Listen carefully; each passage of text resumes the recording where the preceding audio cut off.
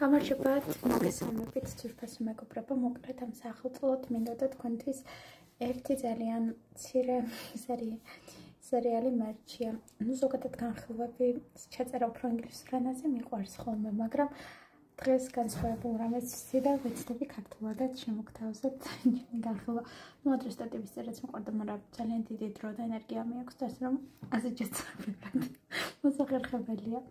მოკლედ ამ სერიალს უყურე სექტემბერში, თუ სწორად მახსოვს, ზუსტად მაგ თვეში გამოვიდა. იდეალური წყვილი, რა თქმა უნდა, მიხვდებით, რომ ძალზე ცინიკური სახელწოდება აქვს, ვინაიდან იდეალური არავინ არ არის და ვერც წყვილი ვერ იქნება იდეალური. ნუ სხვების თვალში შეიძლება ასე ჩანდეს, ზუსტად ასეთი სხვების თვალში იდეალური კუმირებად ქცეულ წყვილზეა.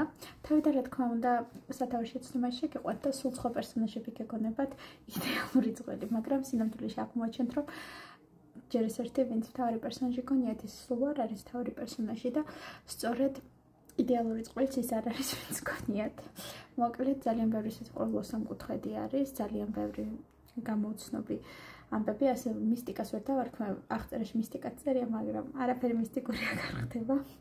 ასე რომ მაგაზე იმედებს გაგიცრუებთ, მაგრამ ძალიან საინტერესო სიუჟეტია, რა თქმა უნდა, მკვლელობასაც აქვს ადგილი, არ ვიტყვი ვის კლავენ ან ვინ კლავს, რა თქმა უნდა, წიგნიც ამავე სახელწოდების არის სხვათა შორის, მაგრამ წიგნსა და ფილმს შორის ის არის განსხვავება, რომ ფილმი უფრო მეტად რეალურია და უფრო მეტად საყოველთაო პრობლემებზე აქცევს ყურადღებას, აი მაგალითად როგორც აშური, სიხარბე, ფულის თემა, ასე ვთქვათ, ანდერძის გაუყოფლობის საკითხი კიდევ.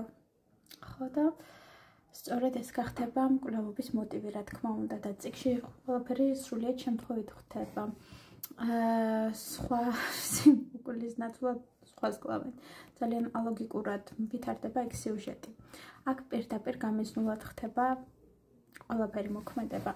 ეს არის ცვლილება წიგნსა და სერიალს შორის. მოკლედ, მაინც მოგეწონებათ, ასე ვფიქრობ და მთავარი პერსონაჟიც, ვინც გონიათ, ის არ არის მთავარი პერსონაჟი. ეს არის ყველა საინტერესო ამ სიუჟეტში და ძალიან მომეწონა, რომ ეს ორი მთავარი პერსონაჟი, რომელიც წარმოგვიდგება მთავარ პერსონაჟებად, თავს დააღწევენ ყველაფრიდან, ამას ყველა სამკუთხედებიდან. მოდი დაგასპოილერებთ და შევიად მარტო. ბევრად ბედნიერები, ერთი ზოოპარკში, მეორე კი მწერლად. ძალიან იდეალური დასასრული აქ ნუ ჩემნაირად. ხო და შეიძლება თქვენ ასე არ თვლიდეთ, მაგრამ სწორედ ეს არის ამ წიგნისა და სერიალის მთავარი მოტივი, რომ საკუთარ თავთან უნდა იყო მართალი და არა სხვებთან. და სხვები რა იარლიხსაც მოგანიჭებენ, ის იარლიყი შეიძლება სულ არ იყოს შენი და ვინ შენ ხარ, გსურს რომ ისევ იმ პიროვნებას დაუბრუნდე, ასე რომ თავი დააღწიო ამ სხვების მიერ მოჭებულ იარლიყებს და იყო ის ვინც ხარ. აკეთო ის რაც გიყვარს, წერო ის რაც გინდა, თავი გაანებო ამ ტყუილებს და სიხარბეს და იცხოვრო შენი ცხოვრებით. მოკლედ მე ძალიან მომეწონა და ეს დასკვნა გამოვიტანე ამ სერიალიდან. ასე რომ თქვენ ძალიან მოგეწონებათ, დარწმუნებული ვართ. რეალური კასტია. ბონაშვილი. კიდევ ტრუფოს და ჟულასკის ფილმების ერთ-ერთი ჩემი ფავორიტი მსახიობი.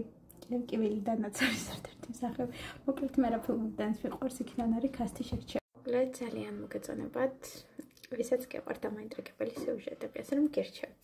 იდეალური წყვილი. ამ სახელწოდ უყურეთ მოხალ ხასიათზე.